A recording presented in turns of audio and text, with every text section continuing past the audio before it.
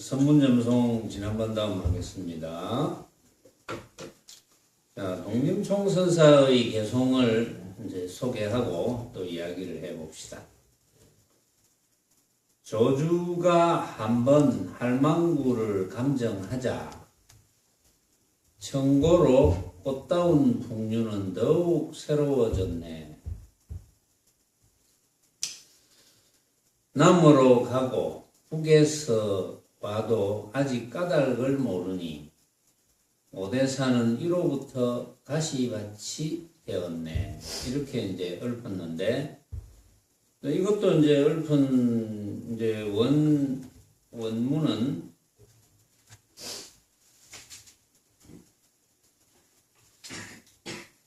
412칩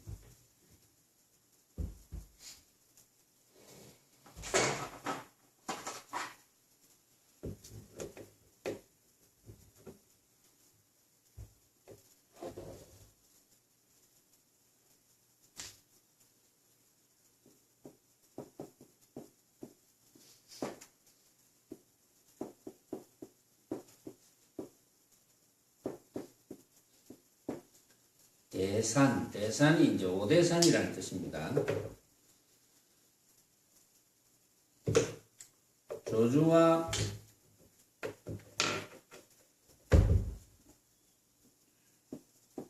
조주 녹파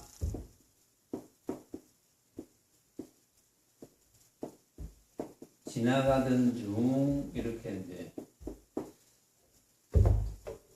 이야기를 나누는 것인데, 조주가 있는 오대산으로 가는 길가에 한 할망구가 있었는데 중들이 묻기를 오대산 길은 어디로 가나요? 하면 할망구가 이르되 곧장 가시오 한다. 중이 겨우 세댓걸음, 서너 걸음이라, 서너 걸음 가자. 할망구는 이르되 멀쩡한 스님이 또 저렇게 가네 하였다. 뒤에 중이 선사에게 이야기를 했더니 선사가 이르되 노승이 가서 감정하리라 하고는 선사가 이튿날 가서 이렇게 물으니 할망구 또한 이렇게 대하거늘 선사는 돌아와서 무리에게 이르되 내가 그대들을 위하여 할망구를 감정해 마쳤도다 하였다. 자, 이 내용인데 412칙의 본문은 소개를 여러 번 드렸죠. 그래서 여러분들이 지금은 거의 암기를 하고 계시죠.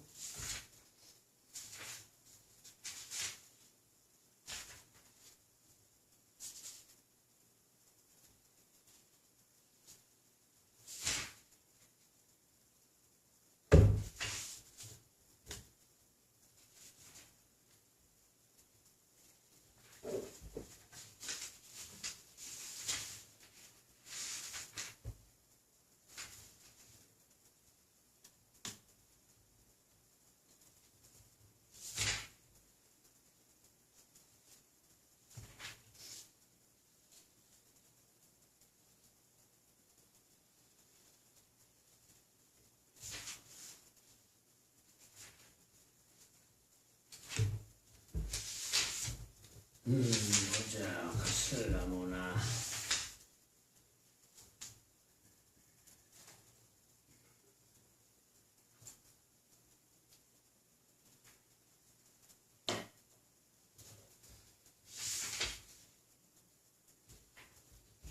좀 불쩍 뛰어넘었구나.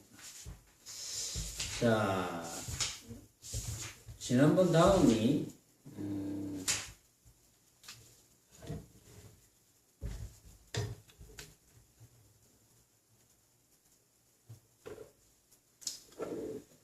자, 운봉열 선사의 송입니다. 운봉열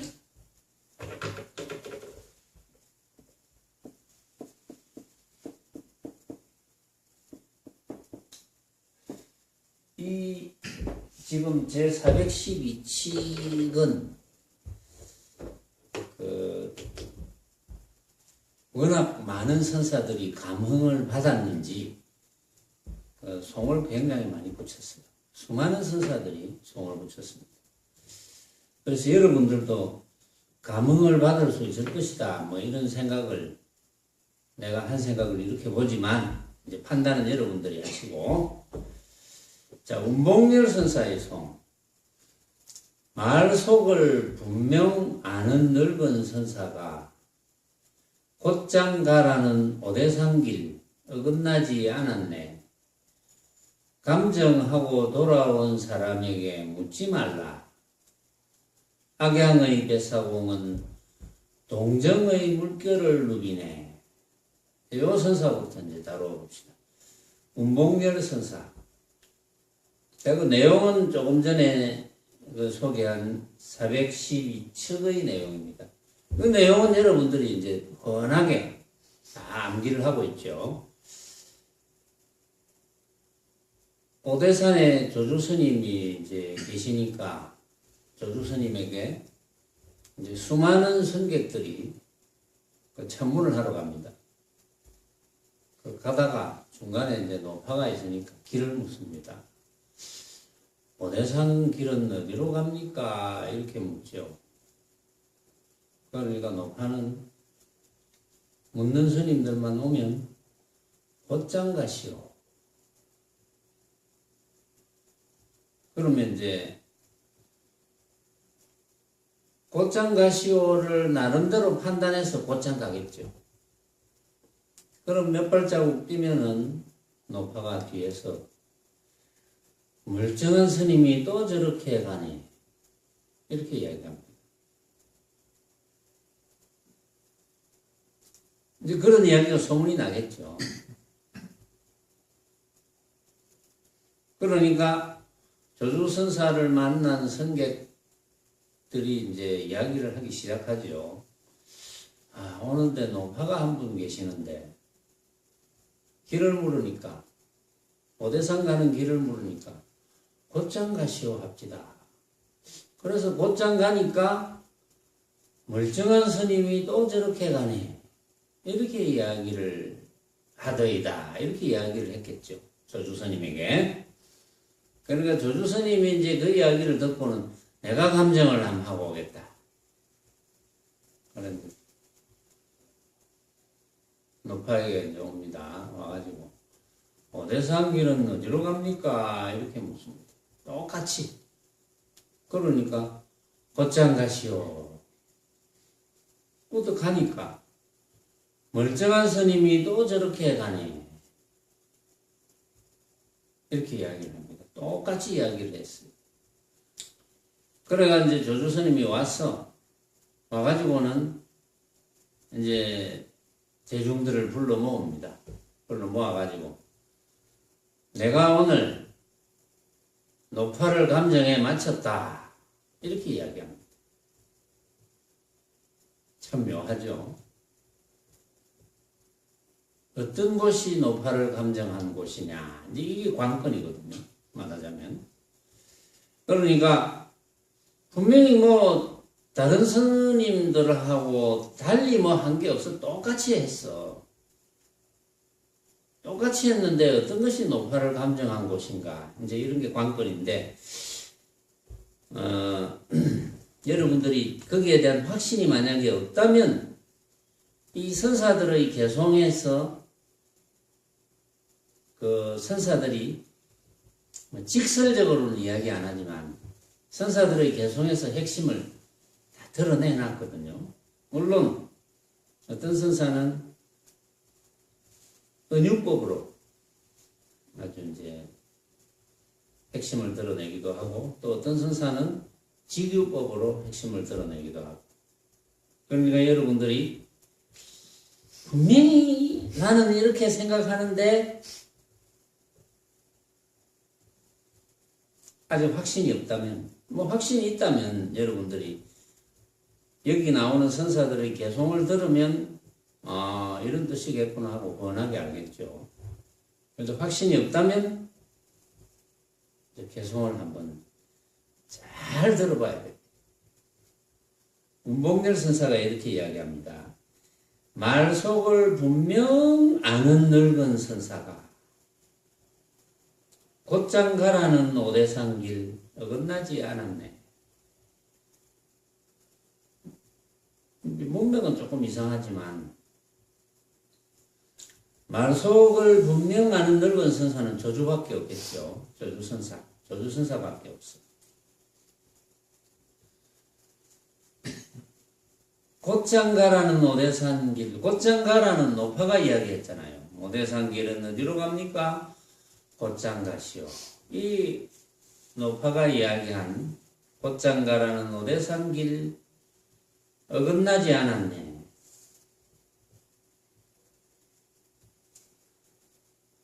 조주선사는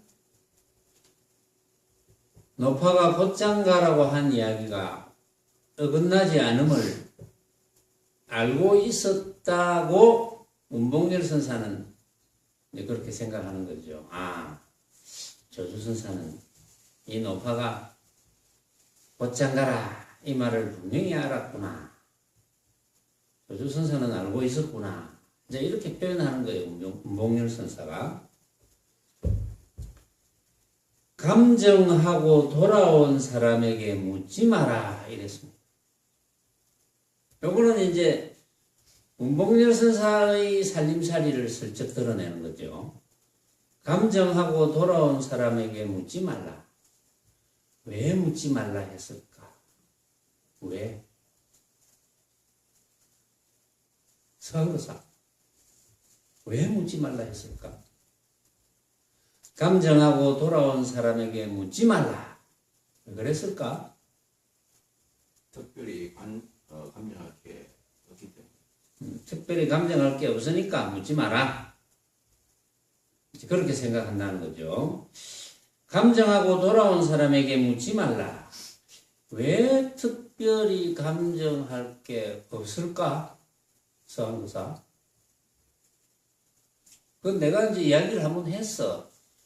그 이유를 이야기는 안 했지만, 뭐 특별히 감정할 게 뭐 있느냐 하고 이제 저 앞에 선사들도 개송을 이야기를 했거든.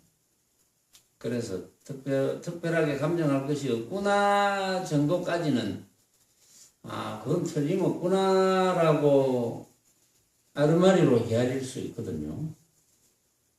왜 특별히 감정할 것이 없을까? 노파가 중환이나 했는데 곧장 가시오. 멀쩡한 스님이 또 저렇게 가네. 중환을 했거든. 왜 감정할 곳이 없을까? 그럼 이제 여러분들의 살림살이가 이제 확연히 드러나야 되거든요. 분명히 두 마디를 했는데 왜 감정할 곳이 없을까? 근데 여러 가지 아르마리가 일어날 수도 있어요, 거기. 아르마리를 뭐 일으켜서, 아, 이거는 내 살이다, 이렇게 주장해도 되지만, 그 뭐 확신이 없으면 주장할 수 없고, 뭐 맞든 틀리든 나는 이렇다, 이렇게 주장할 수는 있는데, 자, 각자 여러분들이 한번 생각을 해보세요. 왜 감정하고 돌아온 사람에게 묻지 마라. 이랬습니다. 감정하고 돌아온 사람에게 물으면 무슨 이야기를 해줄까요? 응? 조주선사에게.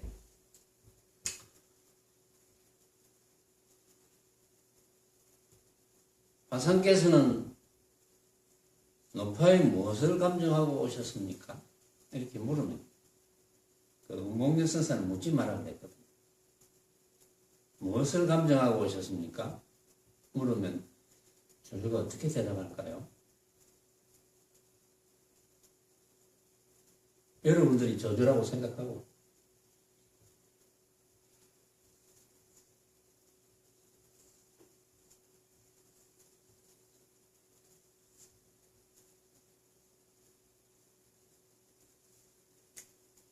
만약 내한테 묻는다면, 응? 내한테 물을 수도 있잖아요. 나한테 만약에 묻는다면, 조주 선사가 노파에게 무엇을 감정하고 왔습니까? 이렇게 물으면 나는 이렇게 대답하겠습니다. 여러분들의 살림살이하고 같은지 한번 맞춰보세요. 궁금하죠? 명인 궁금하나? 명인은 뭐라고 싶니? 응? 내가 지금 대답하기 직전이라서 대답하기 직전만 아니면 한마디 할 건데 내가 지금 대답하기 직전이거든요. 지금.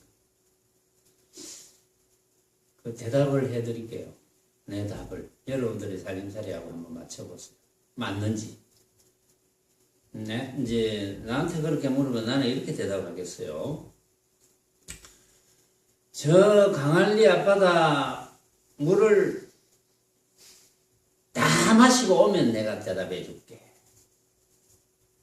난 이렇게 대답하겠는데.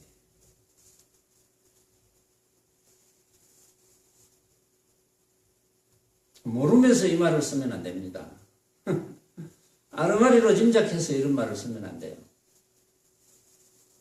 그건 확신이 있어야지.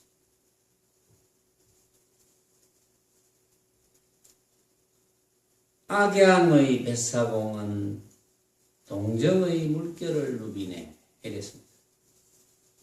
그러니까 핵심을 드러냈거든요. 운봉열 선사가 자신의 살림살이를 드러낸 거예요. 운봉열 선사의 살림살이는 이겁니다. 조주 선사가 노파를 감정했는데 곧장 가라는 오대산 길이 어긋나지 않았네. 이 말은 운봉열 선사가 노파가 곧장 가라 한 말 어긋나지 않았구나. 이 자기 살림살이거든요. 그 다음에 감정하고 돌아온 사람에게 묻지 마라 하고 운봉열 선사가 읊었죠. 이것도 운봉열 선사의 살림살입니다. 거기에 이제 핵심이 있어요. 그래 놓고 악양의 뱃사공은 동정의 물결을 누비네. 뭐 이거는 뭐 별말은 아닌데 이거는 이제 왜 악양의 뱃사공이라 했느냐 하면은 악양이 악양에 우리나라도 저 하동에 악양이 있잖아요. 그렇죠? 악양이 있습니다. 악양의 뱃사공은 요 악양은 중국에 그 동정호가 있는 곳이에요. 악양에 동정호가 있어. 동정호라는 큰 호수가 있습니다. 그래서 악양과 뱃사공이 나오고 동정이란 말이 나오죠.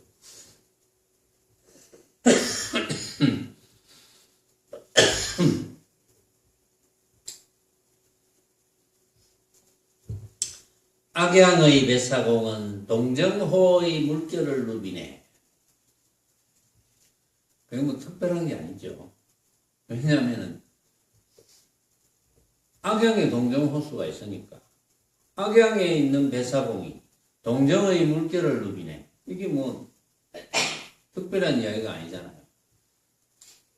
이거는 이 말하고 똑같아요. 광안해수욕장 앞바다에는 광안대교가 우뚝 서 있네. 뭐 이거하고 같은 거야. 응? 그런 거하고 똑같아요. 뭐 별말은 아니고 악양의 뱃사공은 동정의 물결을 누비네. 틀림없다는 거죠. 깨닫는다는 것은 사실은 특별한 걸 깨닫는 게 아닙니다. 그렇죠? 깨닫는 게 뭐 특별한 걸 깨닫습니까? 여러분들은 그렇게 생각 안 하겠지만, 이제 제가 하는 이런 이야기들을 많은 사람이 들을 수 있고, 앞으로는 모르죠. 더 많은 사람이 들을 수도 있겠죠. 제가 하는 이런 이야기, 특별한 걸 깨닫는 게 아니다. 이런 이야기를 하면은, 이제, 반신반의할 수도 있고, 도저히 믿지 못하겠다. 뭐, 이런 말을 하는 수도 있고. 그런데 그건 부처님 말씀이거든요. 부처님께서 분명히 말씀하셨거든요. 그런데 흔히들 이제 많은 선객들이 또는 많은 법사들이 자기 나름의 법사들이 이제 부처님이 뭘 깨달았는지 뭐 그런 것도 이야기를 하고 또 부처님께서 새벽별을 보고 도를 깨쳤는데 도를 깨달았어. 새벽별을 보고 도를 깨달았는데 부처님이 개송에 그렇게 나오죠. 새벽별을 보고 도를 깨달았는데 깨닫고 나니까 새벽별이 아니더라. 그런 개송을 지었잖아요. 그런 개송을 막 아르마리로 막 해석을 합니다. 아르마리로 해석하는데 여러분들은 짐작하는 바는 있죠. 전에도 제가 해설을 해드렸으니까 여러분들은 아 그렇구나. 그런데 어렴풋이 알면 안 돼요. 확실하게 알아요. 왜 새벽별을 보고 깨달았는데 깨닫고 나니까 새벽별이 아닙니까? 그게 무슨 뜻입니까? 그러면 부처님께서 금강경에서 자신의 살림살이를 드러낸 거 물론 금강경이라는 경전에서도 부처님의 살림살이가 많이 나와요. 부처님께서 이제 법문하시는 내용이 많이 나와요. 거기에 범소유상 개시어망 하는 그런 사구계도 있고 일체의 의법 이런 사구계도 있고 또 응무소주 이생기심이라는 그런 말씀도 있고 흔히들 다 아는 말씀 또 이제 야기색견화 이음성구와 하는 그런 내용도 있고 사실은 그 기절 중에 하나만 깨달으면 다 아는 거잖아요. 그게 전부 다 아는 거. 또 부처님께서 그런 말씀을 하셨어요. 금강경에서 내가 한 법도 얻을 것이 없었기 때문에 연등부처님 처소에 있을 수 있었다. 이런 말씀 하셨잖아요. 그러면 여러분들이 이제 그거는 알겠네. 또는 뭐 다른 개성도 여러분들이 알겠죠. 그래서 알려면 확실히 알아야 됩니다. 확실히 알면 그걸 확실히 알아야지 예를 들어서 운봉열 선사의 이런 개송에서 핵심이 나오면 그렇구나 뭐 이렇게 되는 것이고 또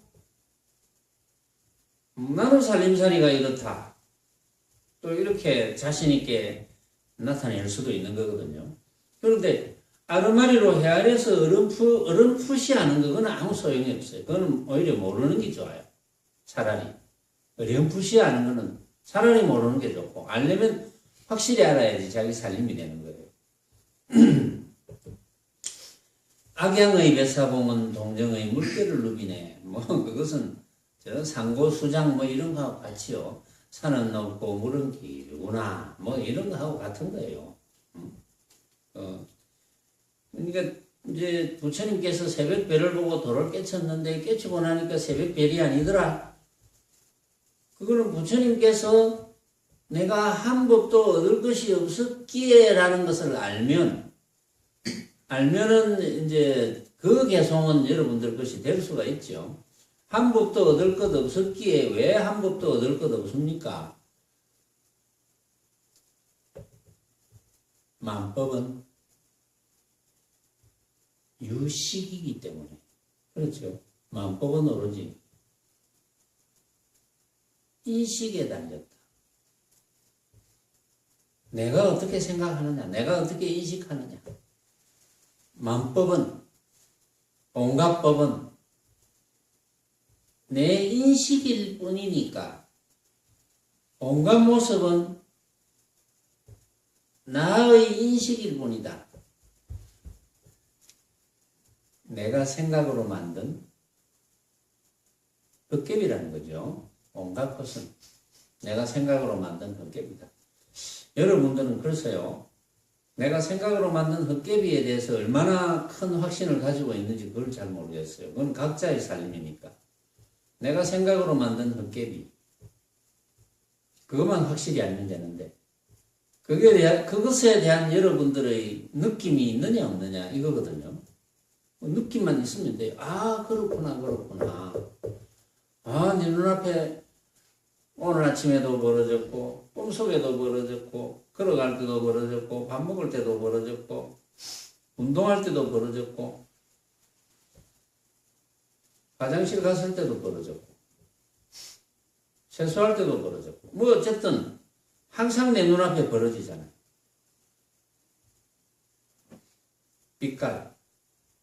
빛깔이 난 모양으로 벌어지고, 소리라는 모양으로 벌어지고, 냄새라는 모양으로 벌어지고, 맛이라는 모양으로 벌어지고, 감촉이라는 모양으로 벌어지고, 방법이라는 모양으로 벌어지고, 이렇게 그게 온갖 모습의 전부죠. 그게 온갖 모습의 전부입니다.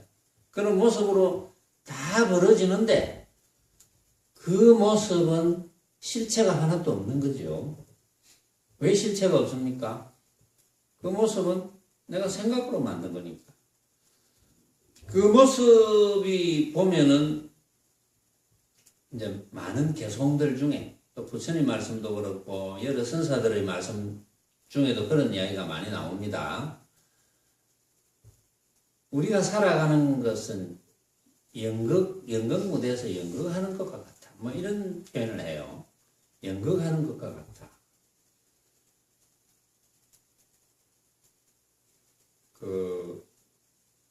좀 근대에 와서는 영화관에서 영화 보는 것과 같다. 또 이렇게 표현해요. 근대에 와서. 근데 거기에 대한 여러분들의 확신이 있어야 됩니다.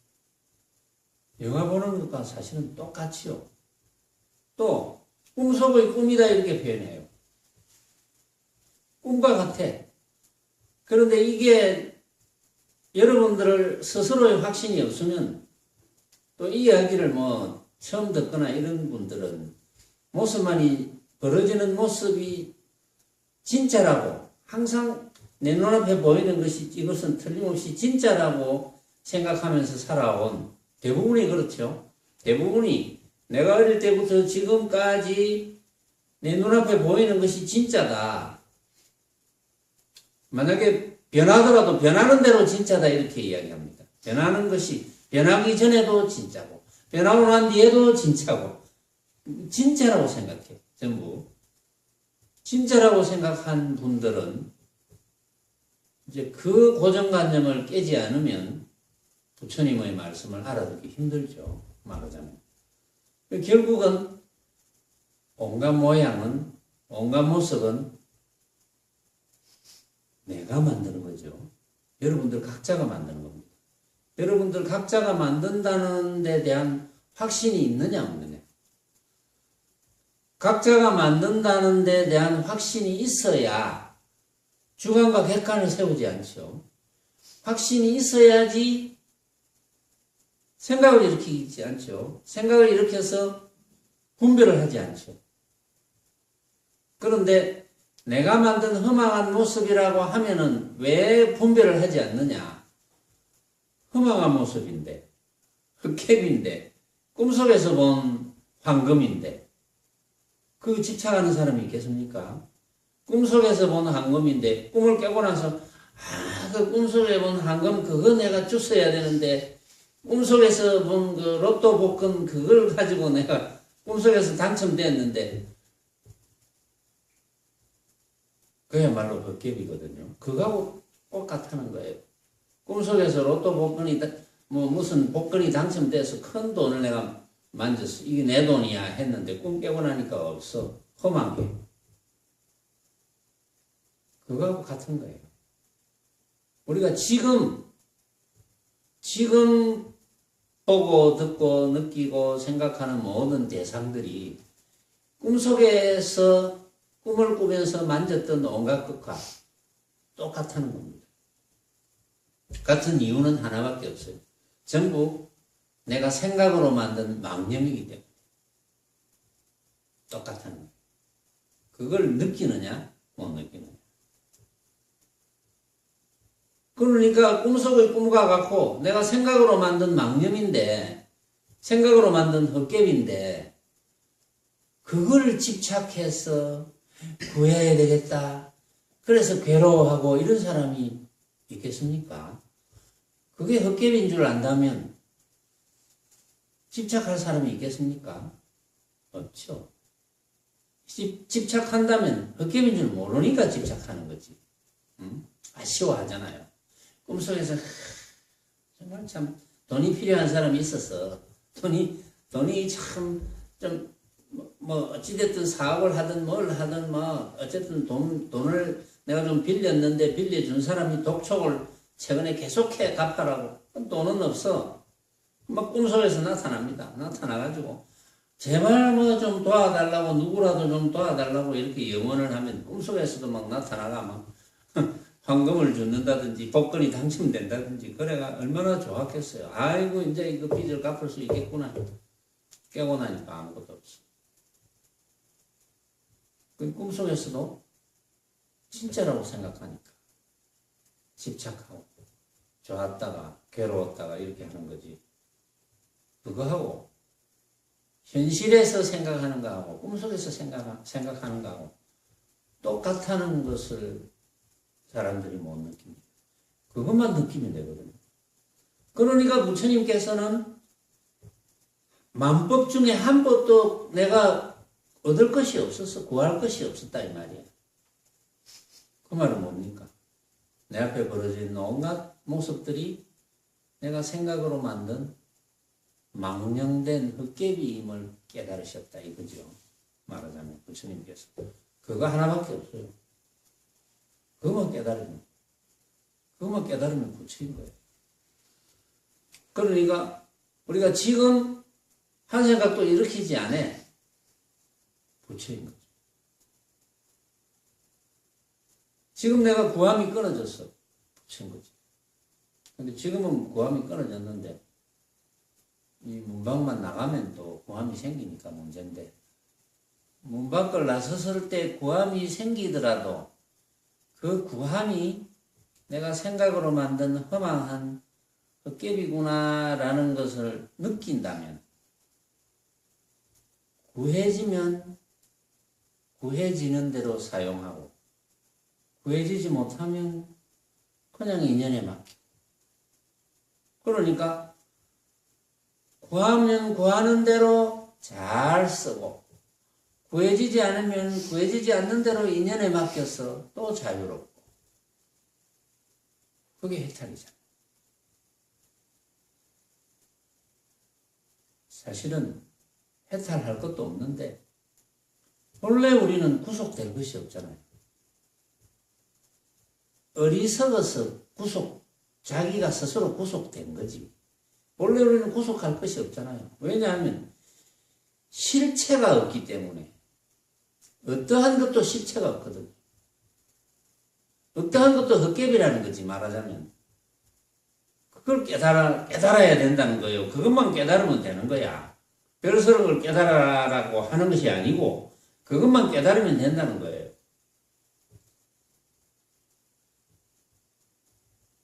그러면 이제 부처님의 개성이 이제 이해가 될 겁니다.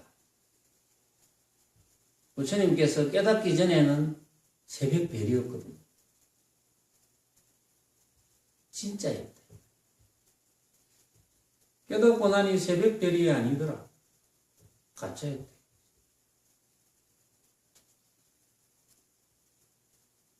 새벽별 하나만 보고 깨달으면 일체가 가짜였구나. 그걸 깨달은 거예요. 그래도 실감이 안 가면 할 수 없고. 그래서 악양의 배사공은 동정의 물결을 누비네. 경복순 선사의 송을 한번 볼까요? 이제는 이제 선사들의 개송을 여러분들이 딱 들으면 아 그렇구나 이제 이렇게 될 가능성이 있습니다. 내가 꼭 해설을 안 해도. 물론 정말 핵심적인 거는 이제 해설하면 여러분들에게 손해니까 이제 그런 것까지 해설해 주면 여러분들이 공부를 방해하고 싶은 생각은 없거든요. 그러니까 여러분들이 내가 문제시 한 것은 여러분들이 자신이 있으면 언제든지 저한테 이야기를 해보면 돼요. 경복순이 송하되 조주가 할망구에게 길을 물었는데 답해 이르되 곧장 가라 하였네. 다 이르기를 할망구를 감정하자. 할망구는 말한 곳이 없었다 하니 도가 같은 이라야 서로가 한 가지로 이야기하리라. 뭐 별 이야기는 아니죠. 보니까 물론 핵심적인 부분이 있지만 조주가 할망구에게 길을 물었는데 길을 물었잖아요. 이제 모든 스님들이 길을 물었으니까 오대산 길은 어디로 가나요? 이렇게 길을 물었으니까 조주 스님이 감정하겠다고 와가지고 똑같이 물었어. 오대산 길은 어디로 가나요? 이러니까 할망구가 곧장 가시오. 그래 몇 발자국 가면 멀쩡한 스님이 또 저렇게 가네. 그랬죠. 조주가 할망구에게 길을 물었는데 답해 이르되 곧장 가라 하였네. 이 길 저 길 안 따졌다. 이제 이런 뜻도 됩니다. 곧장 가라. 곧장 가라. 이 길 저 길 따지지 마라.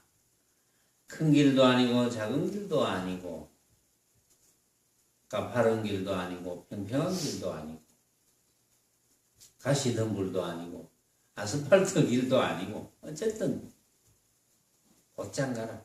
그런 거 저런 거 따지지 말고 곧장 가라 이 말이잖아요. 응? 그런데 이제 그걸 못 알아들었거든. 그러니까 멀쩡한 스님이 또 저렇게 가네. 멀쩡한 스님이 또 저렇게 망념이 가득해서 가네. 곧장 가라는 말에 한 생각이 일으켰어. 헛개비 같은 것을 진짜로 착각하고 가네. 뭐 이런 뜻도 되죠. 다 이르기를 할망구를 감정하자. 할망구는 말한 곳이 없었다 하니 다 이르기를 이제 경복순 선사의 생각에 그렇다는 거죠. 다 이르기를 할망구를 감정하자. 할망구를 조주 선사가 감정했거든. 감정해 맞췄다 그랬거든. 내가 감정하고 올게 이라고 갔으니까 할망구를 감정하자. 할망구는 말한 곳이 없었다 하니 할망구는 말한 곳이 없었다.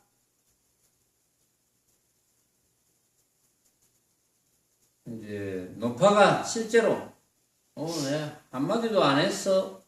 뭐 뒤에 모르지 어떤 성격이 곧장 가라 하고 몇 발자국 되니까 멀쩡한 스님이 또 저렇게 가네. 이게 무슨 말입니까? 이렇게 물었을 때 노파가 나 한마디도 안 했는데 이랬을 수도 있거든요. 내가 한마디도 안 했어.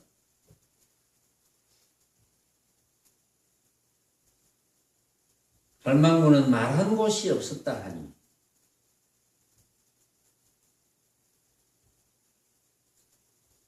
도가 같은 이라야 서로가 한 가지로 이야기하리라. 그러니까 도가 같은 이라야지 서로 자신의 살림살이를 드러내서 이야기를 해볼 수 있지. 이 노파가 한 이야기를 그리고 조주선사니까 알았지. 그러니까 경복순 선사가 볼 때도 조주선사와 이 노파가 살림살이가 다르지 않구나. 이걸 알았다는 거죠. 지금 경복순 선사의 살림살이는 벌써 다 이르기를 할망구를 감정하자 할망구는 말한 곳이 없었다 하니 요게 경복순 선사의 살림살이죠. 그래 살림살이를 딱 드러내 놓고는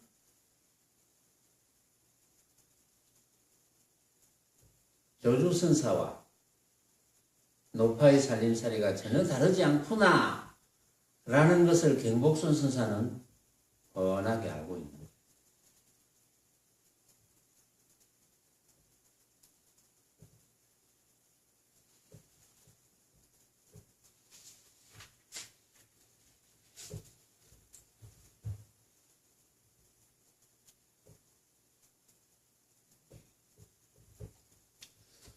해인신선사 방패와 창을 휘두르는 조주노장이니 앉아서 이기고 지는 것을 살펴 아는 사람 적구나. 할망구를 감정했다는 건 앞에도 뒤에도 빛났지만 편함을 얻으면 이 편함에 떨어짐이로다. 자, 해인신선사는 뭘 이야기하려고 했는지, 해인신선사는 해인신선사대로의 살림살이를 드러냈습니다. 여기서 자, 방패와 창을 휘두르는 조주노장이니, 그러니까 해인신선사가 볼 때는 조주노장이 내 할망구를 감정해 맞췄다 이렇게 이야기를 했으니까 참 대단한 조주구나 이렇게 생각을 했겠죠. 그러니까 해인신선사가 볼 때는 방패와 창을 휘두르는 조주노장이야. 응? 그러니까 지혜와 방편을 자제로이 굴릴 줄 아는 조주노장이구나 라고 해인신선사가 판단한 거예요. 해인신선사는 어디서 판단했겠습니까? 그거를 노파에게 가가지고 내가 감정하고 올게 이래 가가지고 다른 걸 안 했어. 똑같이 했어요. 오대산 길은 어디로 갑니까? 이래 물으니까 곧장 가시오. 그걸 곧장 갔어. 가니까 노파가 뭐 그저 똑같이 멀쩡한 스님이 또 저렇게 가네. 응? 근데 그 이야기를 들으면서 왔잖아요. 조주선사. 다른 성객들과 뭐 달리 한 게 하나도 없어. 하나도 없었는데도 먼 곳에 돌아와서는 조주선사가 그랬죠. 대중들을 모아놓고는 내가 오늘 이 노파를 감정에 맞췄도다 이렇게 이야기했잖아요. 이제 그걸 가지고 해인신선사는 방패와 창을 휘두르는 조주노장이니 지혜와 방편을 막 휘두른단 말이야. 자유자재로 굴린다 이 말이야. 그런 조주노장이다. 그러니까 그걸 알아봤으니까 해인신선사가 대단하잖아요. 벌써 그 해인신선사가 다른 데서 알아보고 이런 개송을 진 게 아니고 벌써 내가 노파를 감정할게 갔다 와서 내가 오늘 노파를 감정에 맞췄다. 이거 참 대단한 선사구나. 이렇게 해인신선사가 판단을 한 거예요. 앉아서 이기고 지는 것을 살펴 아는 사람이 적구나. 앉아서 이기고 지는 것을 살펴 아는 사람이 적다. 이 말은 조주선사의 그 살림살이, 응? 조주선사가 감정한 곳, 살림살이, 그걸 아는 사람이 작구나, 적구나. 응? 그 말은 무엇을 뜻합니까? 나는 안다 이 말이야. 응? 그거 아는 사람이 참 적구나 이 말은 뭡니까? 나는 안다. 그러면 개송을 지을 때 나는 아노라 뭐 이렇게 이야기를 하겠습니까? 안다는 한 생각일 수 있으니까 앉아서 이기고 지는 것을 살펴하는 사람이 참 작구나. 이렇게 이야기를 합니다. 할망구를 감정했다는 건 앞에도 뒤에도 빛났지만 벌써 해인신선사의 살림살이가 드러났죠. 조주선사가 내 할망구를 감정에 맞췄다. 야, 이거 참 정말 빛나는 일이다. 정말 잘한 일이다.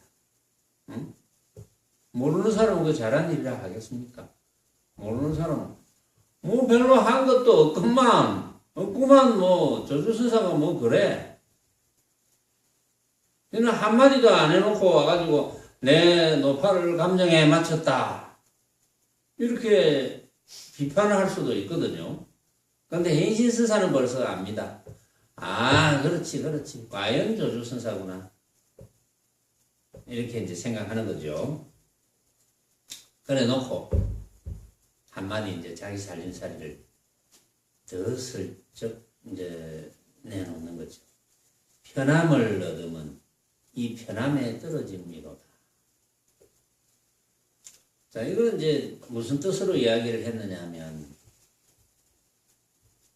조주가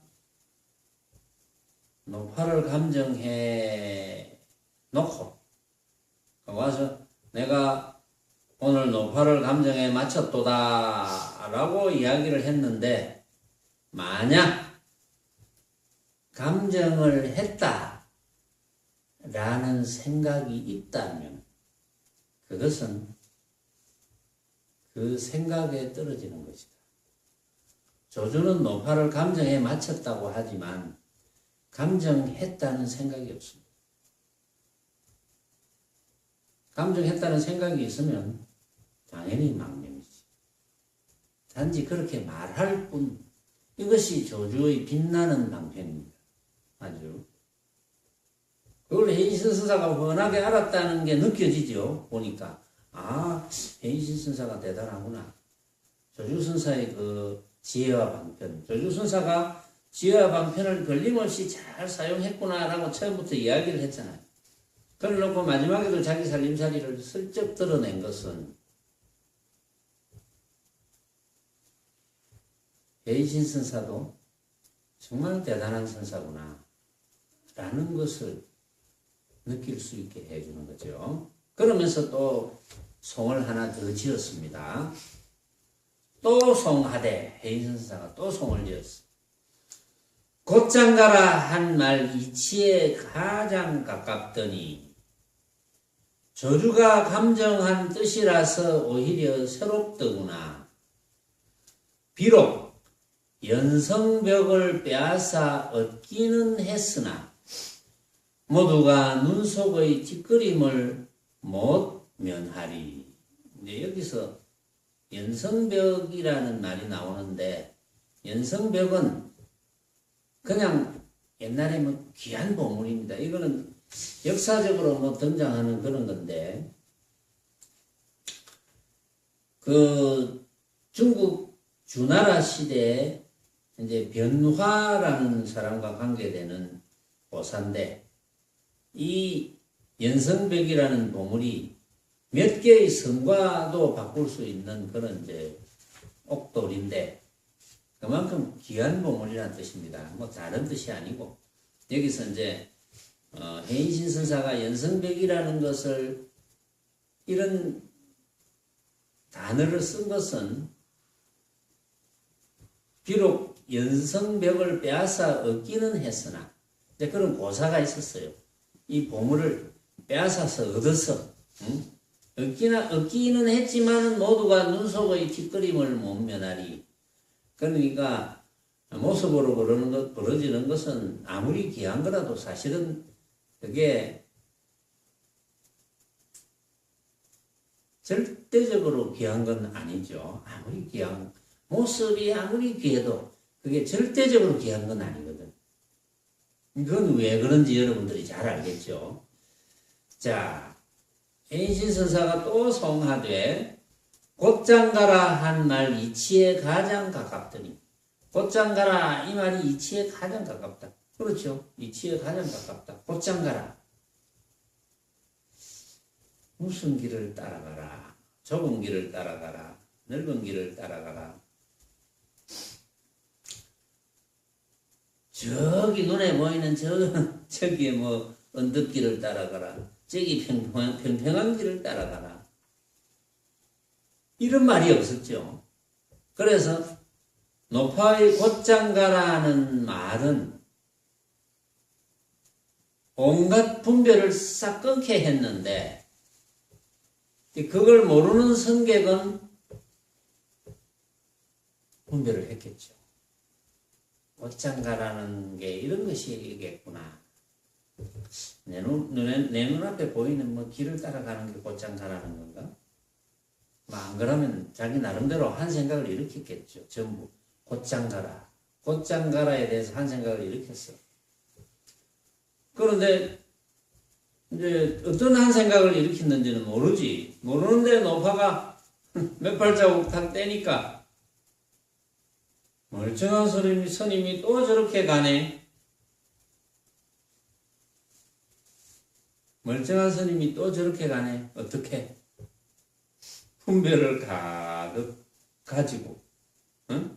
분별 망념 가득 가지고 가는구나. 그렇죠. 왜냐하면은 곧장 가라 했을 때 가다가 몇 발자국 딱 뗐을 때 멀쩡한 스님이 또 저렇게 가네 하면 돌아서서 물어야 될 거야. 그게 무슨 뜻입니까? 이렇게 물어야지. 근데 물었다는 이제 스님은 여기 없고 물은 스님이 있는지 모르겠는데 한 번도 물었다는 스님은 없거든요. 멀쩡한 스님이 또 저렇게 가네. 그런데 곧장 가라 했을 때 분별을 하지 않고 딱 알아들었다면 뭐 돌아서 가버렸겠죠. 당연하게. 또는 곧장 가라 했을 때 못 알아듣고 몇 발자국 딱 뗐을 때 멀쩡한 스님이 또 저렇게 가네. 그때도 딱 알아들었으면 되돌아갔겠죠. 이제 못 알아들었어. 그러니까 해인신 선사가 볼 때는 곧장 가라 한 말이 이치에 가장 가깝다. 정말 잘한 말씀이다. 노파가 곧장 가라. 이 분별을 뚝 끊어주는 말씀이구나. 뭐 그런 뜻이겠죠. 곧장 가라 한 말 이치에 가장 가깝더니 조주가 감정한 뜻이라서 오히려 새롭더구나. 조주가 감정한 뜻이라서 오히려 새롭다. 조주가 정말 감정 잘했구나. 이 말입니다. 인신선사는 그걸 알았어요. 조주가 정말 감정 잘했구나. 그 앞에도 조주선사를 칭찬을 했죠. 조주선사, 방패와 창을 휘두르는 조주노장이니 이렇게 이야기를 했잖아요. 그 다음에 와서는 조주가 감정한 뜻이라서 오히려 새롭더구나. 정말 감정 잘했네. 비록 연성벽을 빼앗아 얻기는 했으나 누가 만약에 모습으로 가장 귀한 보물을 빼앗아 얻었다 하더라도 모두가 눈속의 뒷그림을 못 면하리. 그렇죠. 세상에서 제일 좋은 보물을 내 손에 넣었다 하더라도 그것은 뭡니까? 꿈속의 꿈이죠. 응?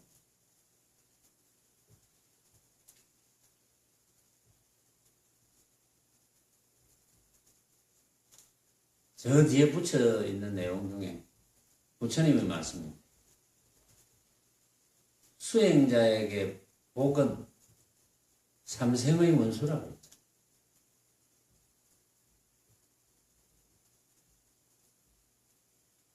근데 보통 이제 우리 세간에서는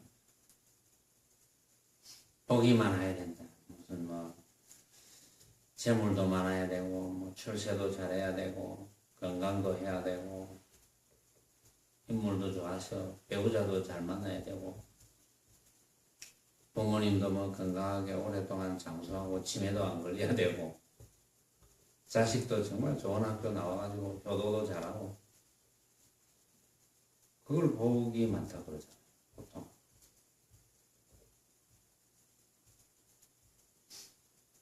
그게 여기서 이제 연성벽이라는 겁니다. 연성벽하고 같은 거예요. 그것의 비유죠. 모습으로 생각되어지는 복. 근데 뭐 그렇게 복이 다 올 수도 참 없죠. 거의 뭐 그거는 힘든 거지만 전부 다 그런 모습적으로 갖추기도 힘든 거지만 그러나 모습이라는 것은 내가 생각으로 만든 허망한 헛개비고 그렇지만 그 모습은 벌어지는 모습은 내가 생각으로 만든 헛개비이기는 하지만 그런 모습이 나에게 보여질 때는 보여질 만한 원인은 반드시 있거든요. 모습은.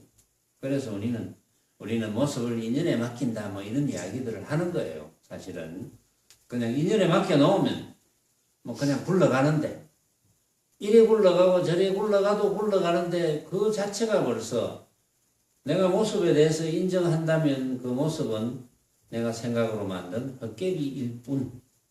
이제 그런 이야기를 이제 하는 것인데 비록 연성벽을 빼앗아 얻기는 했지만 알고 보면 그게 전부 모두가 눈 속의 뒷그림을 못 면한다. 그러니까 이제 수행자에게 복이라는 것은 모습적인 복을 너무 많이 가지고 있으면 그 모습에 너무 많이 떨어져서 그 가지고 있는 모습, 뭐 명예, 이익, 건강, 뭐 재물, 출세, 뭐 그런 권력 이런 모든 모습적인 그런 연성벽과 같은 그런 복, 유루복이잖아요. 그게 유루복. 셀 수 있는 복이라는 것은 영원하지 않다는 거거든요. 왜 영원하지 않습니까? 생각으로 만든 헛개비니까 영원하지 않다는 거지. 그걸 못 느끼니까. 그걸 못 느끼니까 그 모습에 붙어버리죠. 진짜라고 하니까. 그게 전부 가짜인데 가짜를 느끼지 못하니까. 그걸 진짜라고 하니까 그걸 막 구하려고 애를 쓰고 그게 막 구해졌다면 그걸 유지하려고 애를 쓰고 거기서 뭐 온갖 괴로움이 이제 나타나는 거죠. 그렇다고 뭐 일부러 못 살라는 건 아닙니다. 일부러 출세하지 말라는 것도 아니고 일부러 뭐 재물을 다 버리라는 것도 아니고 일부러 건강하지 말라는 것도 아니고 일부러 잘못되라 이런 거는 없죠. 그건 전부 인연에 맡기면 되는데 그런데 그것이 진짜인 줄 알고 너무 목적으로 살면 그 모습이 너무나 크기 때문에 그 모습이 허망한 것을 느낄 수가 없어요. 그래서 수행에는 완전히 적이다. 부처님께서 그런 뜻으로 이야기한 거예요. 그래서 모두가 눈 속의 뒷그림을 넣지 못한다. 이제 그걸 한 세 가지로 내가 이제 그 마지막 귀절을 내가 세 가지로 한번 생각을 해봤습니다. 일단은 연성벽이라는 그런 모든 보물은 모습이니까 뭐 귀하다고 할 수도 없죠.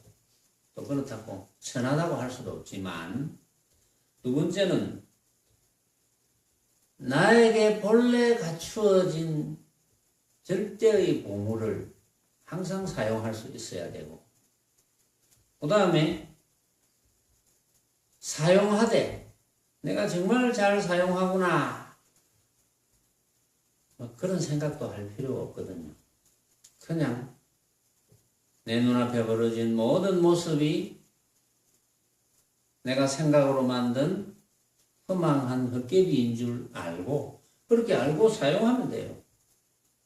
그렇게 알고 사용하면 그것이 생각이 일어나서 분별하지 않게 되어서 나를 구속하지 않고 항상 해탈의 상태가 되는 거죠. 그렇게 살자 이 말이지.